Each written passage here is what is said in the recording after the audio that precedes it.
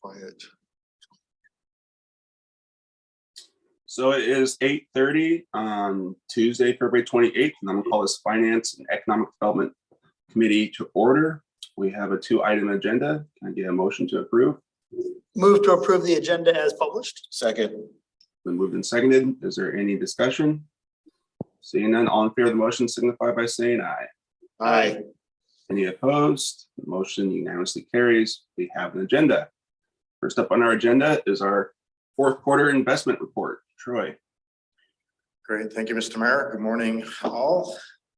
I guess maybe I could summarize the report. It's been the same for the last 2 years. The good news is bad news is good news, and this is already out of date. Things are still changing very quickly. I basically put this together, I don't know, 2 weeks ago, and lots of things have already happened since, but on the report prepared by our investment advisor, the format hasn't changed. So you have the various sections of the report. You have the commentary about the market, a little summary about our allocation changes in terms of our investments, and then the comparison to policy adherence in terms of the main sections. When you look at the overall performance of the core fund, we underperformed just slightly the benchmark. So our total net return for the fourth quarter again is 0.87%. The benchmark was 0.93%. And I'll remind the committee that this is net of fees. So that's why when you think about the market rates, that sounds low, but when you net them with the fees for the service, that's how you get to that percentage. Within the report, again, you see a large unrealized loss. It's about $7.5 million. And I do want to point out that an unrealized loss is really just a paper loss. It has to do with what's happening in the market. So we are currently holding investments that we bought 2 to 3 years ago. Rates were much different at that time, and now the market rates have really skyrocketed. So we're holding investments that are paying less in terms of interest. So if we did have to go to market and sell those early, we would potentially take a loss in terms of that valuation. I will state we have no intent, or I don't see any need to sell investments early. So certainly don't anticipate that we're going to realize any loss from this change in market. In terms of what's happening out there in the market, at the time that this fourth quarter report was put together, of course, the Federal Reserve met early February, increased rates since that time.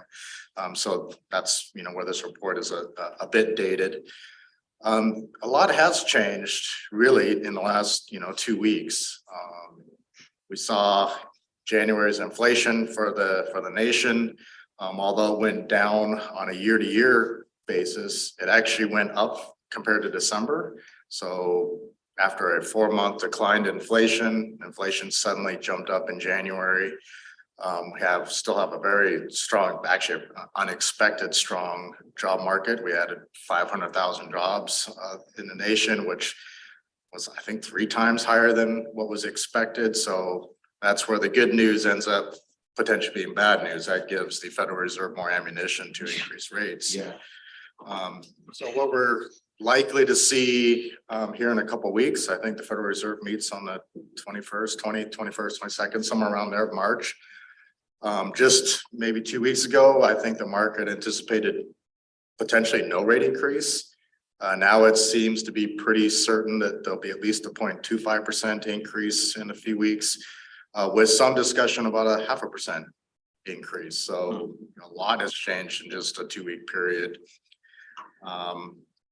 We'll have to wait and see what happens, but we'll have another jobs report. We'll have another inflation report before that next Federal Reserve meeting. So that obviously could change a lot in terms of direction of the Federal Reserve.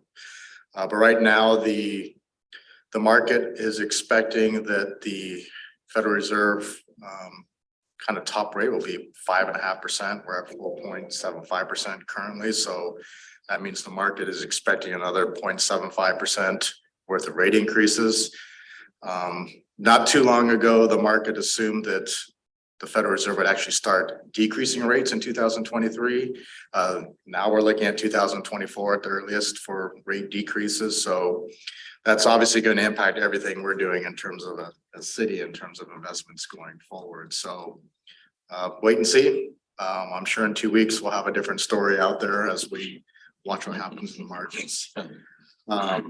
In terms of our portfolio yields, they almost doubled during the fourth quarter. So we were earning about 0.8%. Third quarter, that jumped to almost 1.6% in the fourth quarter.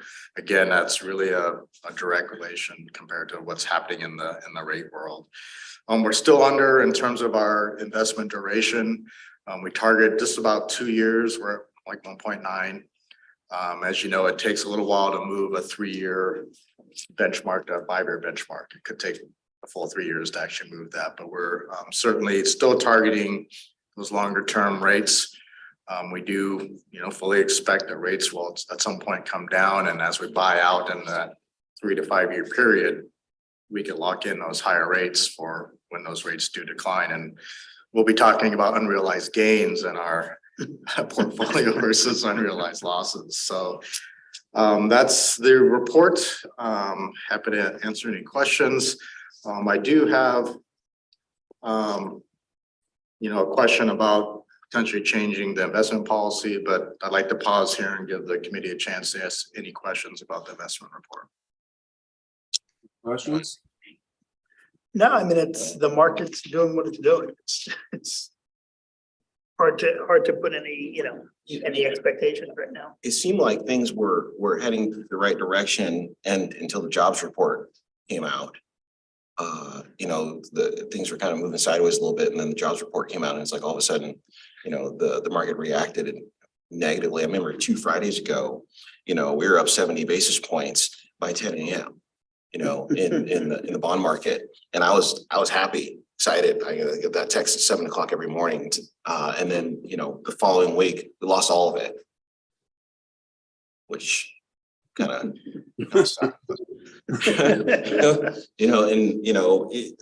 so this morning, yesterday morning we're up 22 bips, and then this morning down 17 right off top.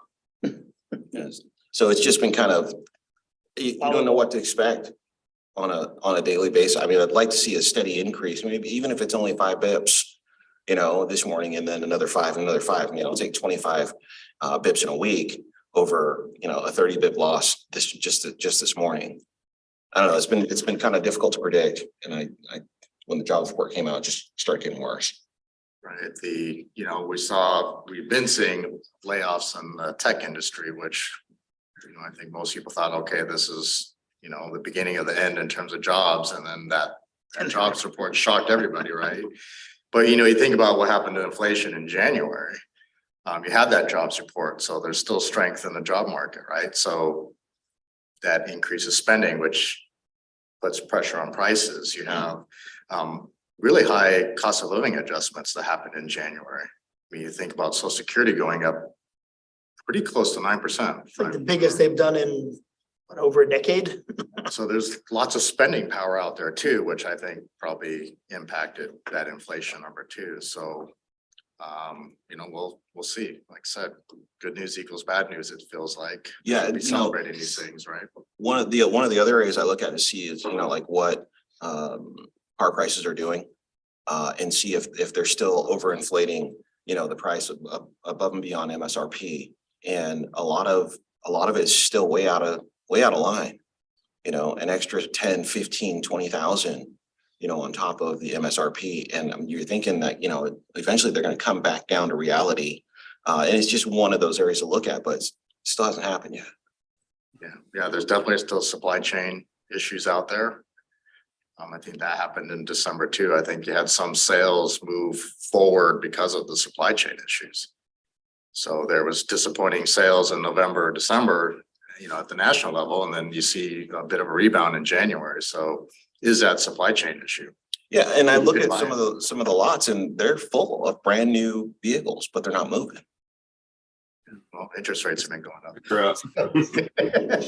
Interest rates rates for cars is. Interest rates with higher prices. Yeah, it's just, Equals payments people can't afford, Yep. so they don't buy cars. Okay, did you want to make a remark about changing a policy or something, Troy? Yeah, thank you, Mr. Mayor. Each year we look at the investment policy that is set by the state, set by RCW or the State Investment Board, sets their policy. And there are a couple of changes that we could consider, very minor in nature. The first relates to municipal bond obligations. So we have purchased a couple municipal bonds in terms of investments. It's following the same path that corporate investments went down last year. You might remember we went from a AA, by law, we could go from a AA down to a single A rating. So that is one potential change we can make as a city to our investment policy. The other relates to, it's actually more restrictive, and it's relates to banker acceptances. Before there was no duration limit in the policy. Now the state has a 180-day limit, upper limit, so you can't buy a banker's acceptance past basically a 6-month period. We've never bought a banker acceptance. A banker acceptance is a lot like a treasury bill, except for you buy them from the banks instead of the federal government. So very similar, short-term in nature. The last change is really just a housekeeping change. For whatever reason, our policy, and I'm not sure even where it came from or how it got there, but it references basically the state finance director, which doesn't exist. It's the state treasurer. So it's really just a housekeeping change. I would actually recommend that, the council do consider these changes. It does bring it consistent with state law and what the state's doing. It makes it a little easier from a compliance standpoint in terms of our investment advisor and for us to make sure we're in that compliance. We could take the same approach with those municipal bonds. I know the committee as well as staff have had some reservations about going down to that single A level.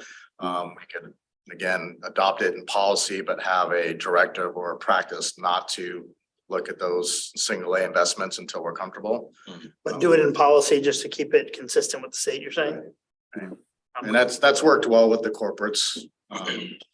So I didn't have time to put together a resolution and the actual changes for this committee meeting, but we could bring that forward to the council since there are just a few changes if this committee. So you don't really need action from us, just more of a thumbs up. Kind of Or a like- thumbs up, and I'll prepare the resolution and take policy changes to the full council. I'm good with that. I'm good with that too. And, when it comes to the single A municipal bonds, I feel a little bit better for them being municipal bonds. And depending on where the return is on that, but I think we're in a good place. It doesn't make any sense at this point to take any sort of risk, especially with the market way it is. So I think it just makes sense to just keep up with compliance for the plant side of it. And we can look at that if something remarkably comes along and they feel really good about single A municipal, we can look at it. But yeah, it doesn't make any sense to take any risk at this point. Yeah. Okay. And you can prepare that amendment, and I think the finance committee here is in favor of that. So let's go on to our 2022 carryover budget amendment. Great. Thank you again, Mr. Mayor. This has been a kind of a long running practice for the city. In fact, I think, Mr. Mayor, you're the one that actually brought this up in terms of council authority in terms of what we're doing with the budget and not amending soon enough for some of these major projects. So this is a process in which we amend the budget that we just adopted. But this really is, it's absolutely limited to budget appropriations that were adopted by council in 2022 that for whatever reason, and we have lots of reasons for not completing those projects and those initiatives in 2022, we're simply carrying those forward to the current year. So again, they're limited to what was in the budget last year. I'll just walk through some of the you have all the details there in the packet, but I just wanted to highlight a few of the more significant and certainly highlight some of the council initiatives that are included in this amendment. It is larger than it has been in past years, but you know, as we talked about in terms of the investment report, there's been supply chain issues, there's been workforce issues.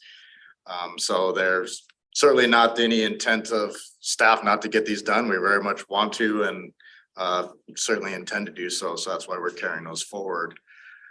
We do have in the amendment, the neighborhood grant funding. We didn't quite spend the full $60,000 and the council made it very clear a couple years ago that you know, there's support for this program. So this will just enhance the 2023 program. There's a whole series of social services carryovers.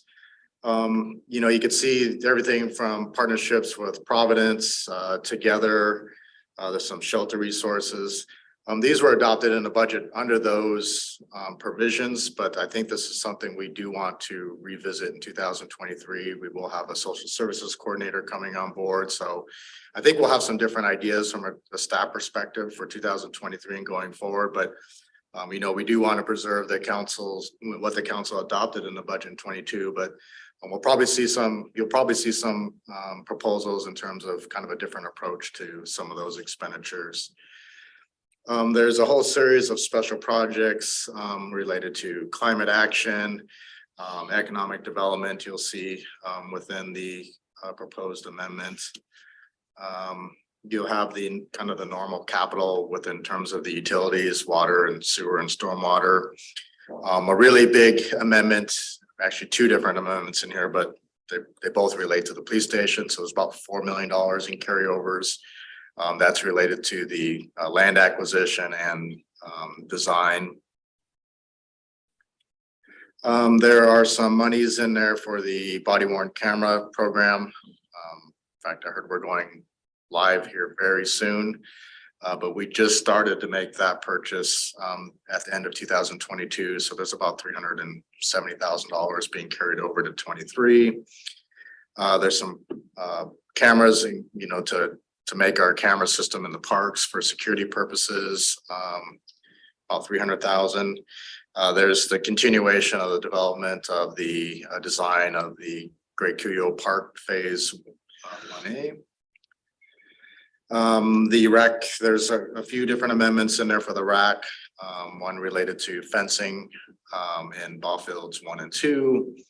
And then there is about $2.3 million in the amendment for the construction of the RAC parking lot. That's the gravel lot there right along Stillicum. There's also, you might remember our utility billing challenges, you know, talking about supply chain issues. We ran into a really severe, we're actually still in the midst of this really severe challenge in terms of water meters.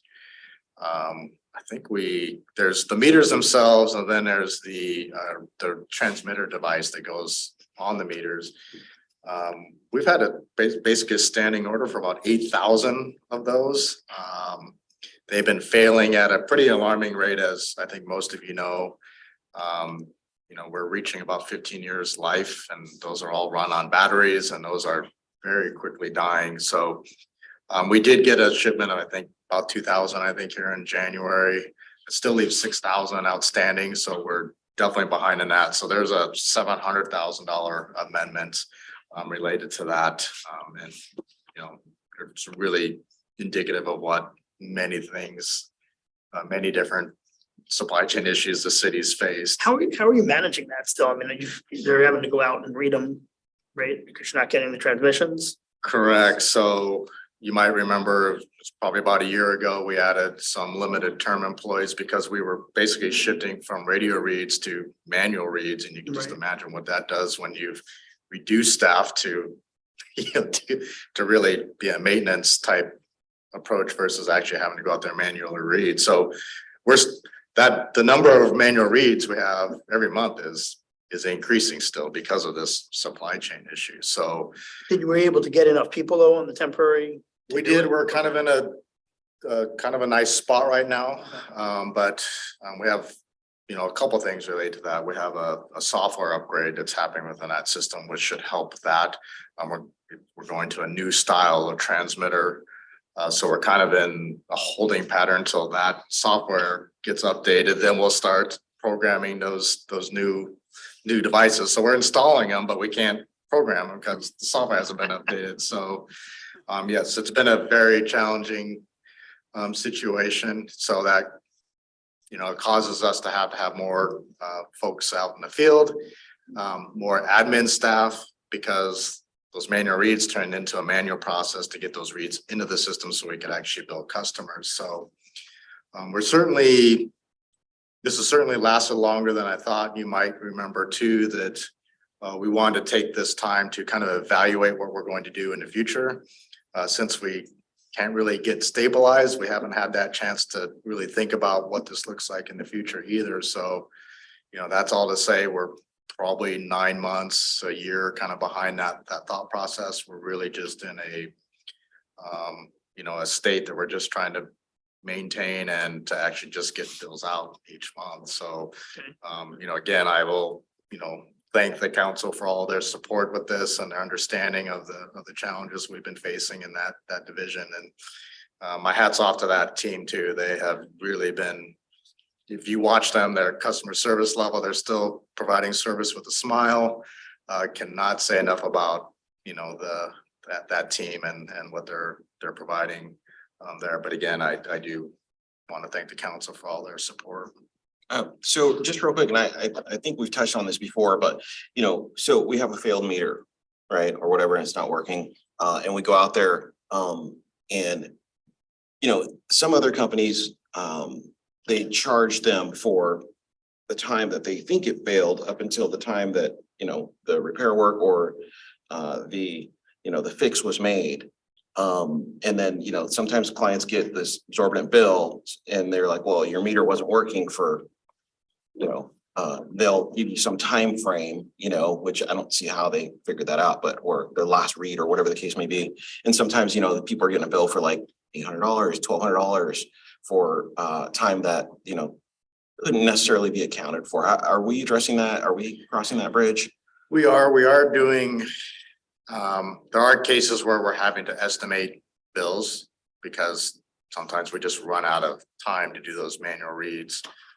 It's really based, there's a formula, and I'm not going to be able to quote the formula exactly, but we basically look at a similar 3-month period from the year before. So if we were in the summer months, as an example, we would look at 3 summer months from the previous year in order to estimate that bill.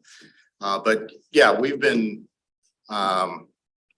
very quick to adjust bills. I mean, we certainly have to acknowledge that reads might not be accurate. So we've had lots of flexibility in terms of how we're dealing with customers and what they're seeing out there. So yeah, we're making adjustments, all the time for that. Okay, so go ahead. That's something that once we finally do read the meter that we can go back and make the adjustment, or does that adjustment have to come from the customer? I'm not sure exactly how we're handling that administratively, but you're correct. Once we have an actual read, we know the usage, but the problem is we don't know when that usage may have occurred. And as you know, we have a tiered rate structure, and that makes a difference for the customers. So, so yeah, I think we're using our best judgment and trying to help customers with that. So when they get that bill and it's like more than they thought or whatever, what kind of, are we getting pushback on that, or are they? Yeah, we definitely get phone calls. But like I said, I think we're being, as reasonable as we can in terms of making those adjustments. I would say the good news is, at least I know myself, I've not been getting complaints. I don't know about the rest of council, but you would think that if it wasn't being resolved in a way that made people comfortable with my staff, we would have heard about it, at least to some degree. I don't know about the rest of council, but that's not something I've had any resident complaints about. Yeah, I don't remember getting any emails about it. I know a lot of times people just see it and they're like, fine, I'll pay it or whatever. But I can just see the question coming up saying, well, how do you know when it stopped? And how are you billing me from a time that you can't be sure about when it stopped until now? until, you know, this most recent read. Yeah, and we perform meter checks. You know, meters they're a mechanical device. They go bad. They have a life, useful life. So that's another program that we have in place too. So, if a citizen is wondering about the accuracy of the read, we could go out and check that. We have a regular meter replacement program as well to address those potential inaccuracies. So there's lots of things that we do in terms of verifying those reads and making sure that we're accurate in terms of our billing. Sorry, I didn't mean to derail us. I just was wondering how that's gonna pan out for the residents who get a bill and they're shocked to see it. Sure. And we can always have the customer call in if they feel like maybe something's wrong, and that we can double check to see if it's a guesstimate or if it's an actual reading, right? That's correct. Yeah. Okay. In terms of. Okay. I will state that, when we go to full council, there's a few capital transfers that aren't in this amendment that I will add to that amendment. I just want the committee to know that there'll be a slight change as we transition from finance committee to the full council. It's those transfers from one fund to the next for a lot of these capital projects that didn't occur. So I just missed that in terms of including it in the actual ordinance, but I will certainly fix that.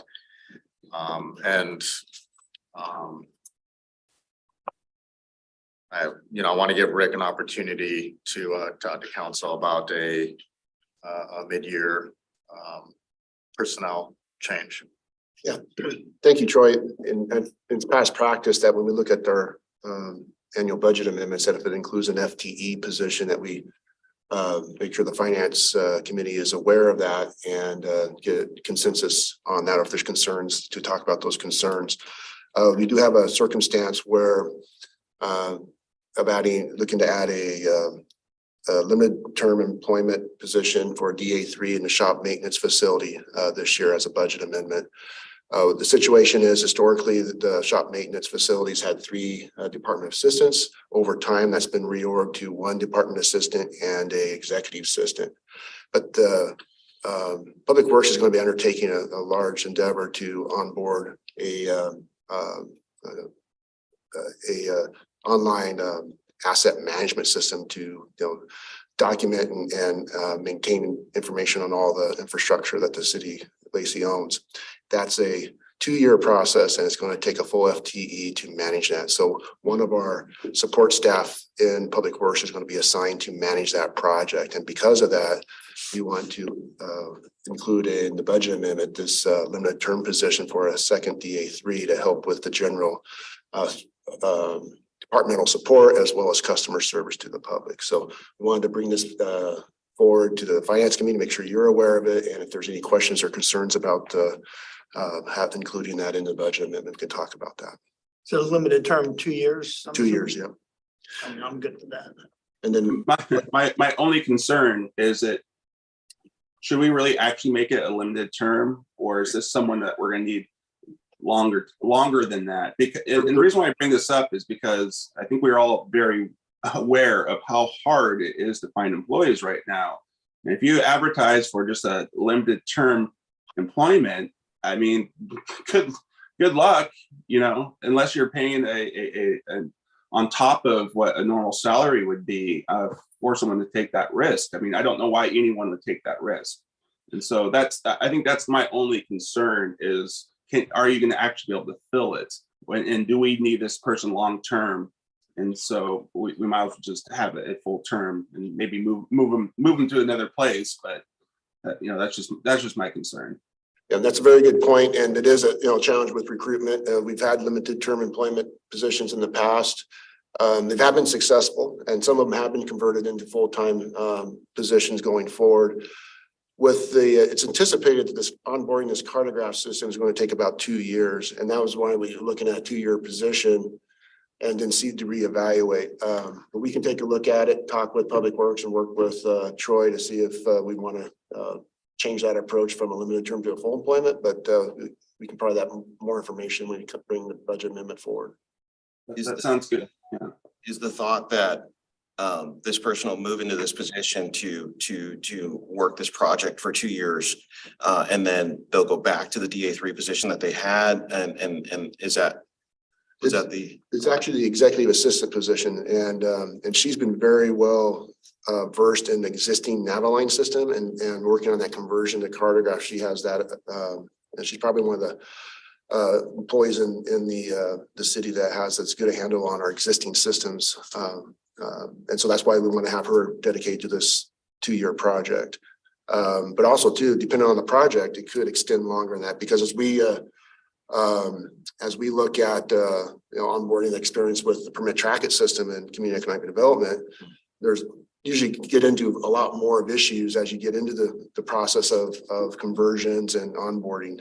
So that could be a very well a longer term effort. Scott, Mayor, I don't know if you can see him, but Scott Egger. I just wanted to comment that, we've had a turnover in DAs. And so Kelly Moon is our executive assistant. She's been a long-term employee. She probably knows more about, a number of the computer systems than anybody in the city, including some of my ad personnel. She's the one that will, the onboarding of Cartograph involves a lot of stakeholders. It's public works, it's finance, it's IS. But Kelly will be an integral part. One thing at the shop that's different than any other group in the city is they have the largest payroll. They have, about 100 FTEs plus seasonals. And there are a multitude of codes and activities that they code to. So processing payroll at the shop is a very time-consuming item, and because of this turnover in DAs, Kelly's basically it takes both the DA and Kelly to process that.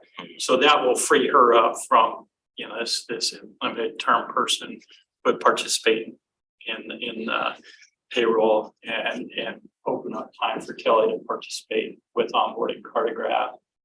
To answer the question, in the mayor's comment, we can look down the road 2 years and reevaluate, but yeah, there is plenty of work for a person to do. Kelly, just as it is overwhelmed in her position. So, and that's a situation you'll hear in many positions here in the city. So there's not a lack of work to keep that position going. So it would be a good idea, feasible to make that less of a temporary, more of a permanent position to make it more attractive. I definitely support that. But then again, I want to speak out of turn. Yeah. We'll kind of reevaluate again. We have a lot of needs throughout the entire city as well, and we want to make sure we can successfully onboard this Cartograph system and provide the adequate support to the shop facilities, the staff support that they need, but also to make, this is, roughly $130,000 with salary and benefits. And we want to make sure that we're not missing something if we do look at this time being a long-term employee versus a limited term and reevaluation. Sure.